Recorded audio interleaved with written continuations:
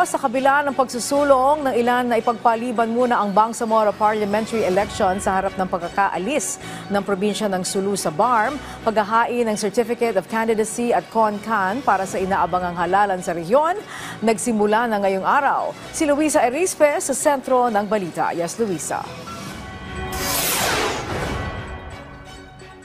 Tuloy ang parliamentary elections dito sa Bangsamoro Autonomous Region for Muslim Mindanao o BARM. Yan ang ipinakita ng Commission on Elections matapos na personal na pumunta dito sa Cotabato City para sa pag-arangkada ng COC at CONCAN filing ng mga sasali o tatakbo para sa parliamentary elections sa susunod na taon.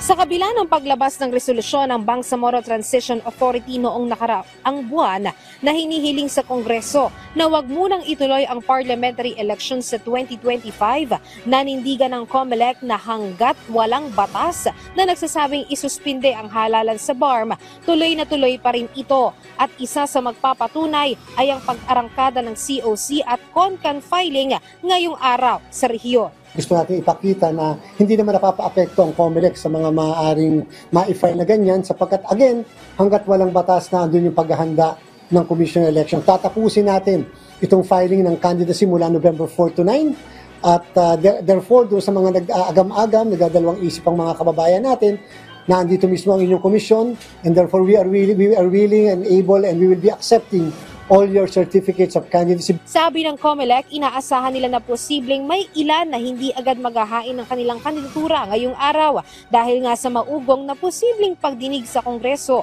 sa suspensyon ng parliamentary election. Pero kung may mga nagpapakiramdaman, meron pa rin namang nanguna na sa filing at ipinakita ang kanilang kagustuhan na matuloy ang parliamentary elections. Tulad ng naunang maghain ng COC ngayong araw sa Cotabato City para sa District Representative na mula naman sa United Bangsamoro Justice Party o UBJP. Meron ding political party na Moro Ako Party na naghain ng kanilang CONCAN. Sabi ng COMELEC, para sa parliamentary elections, 73 ang pwesto na pupunuan sa BARM. 40 dito ay political party nominees, 25 ay district representatives at 8 ay sectoral representatives. Pero para sa halalan, ang iboboto lang ng mga taga-BARM para sa parliamentary elections ay isang political party at isang district representative. Sabay naman ang parliamentary elections sa national at local elections sa May 12, 2025. Kaya dalawa ang balota dito sa BARM. Pero sabi pa rin ng COMELEC, sakaling hindi talaga matuloy ang halalan, nakikita nila ang posibilidad na imbis na automated ay maging manual ang parliamentary elections dahil sa laki ng gastusin kapag sususpindihin ito at kapag natuloy ay automated elections pa rin.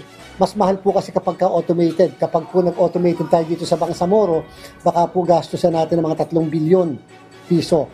Dito po kasi ngayon sa gagawin nating halalan sa Mayo 12, sa Mayo 12 ay nakaride ang Bangsamoro sa national and local election kung kaya hindi po ganun kagasto. Hanggang sa November 9 naman ang magiging filing ng COC at CONCAN dito sa Bangsamoro Autonomous Region for Muslim Mindanao o BARM at patuloy na tinututukan yan ng mga kapulisan kasama na rin ang Philippine Army. Katunayan ay nandito tayo ngayon sa 6th Infantry Division at nagsasagawa ng command conference ng Commission on Elections para nga dito sa magiging seguridad dahil nga nung nagdaang COC filing ay nagkaroon ng bahagyang mga aberya katulad ng putukan ng baril at agawa ng COC dito nga sa BARM at iyan yung iniiwasan. Ang hamon naman ng COMELEC sa mismong mga kakandidato ay sila na ang magpulis sa kanilang mga supporters na hindi magkaroon ng gulo sa buong panahon ng COC at CONCAN filing para sa parliamentary elections. At yan na muna ang latest mula rito sa Cotabato City. Balik muna sa inyo dyan sa studio. Okay, maraming salamat sa iyo, Luisa Erispe.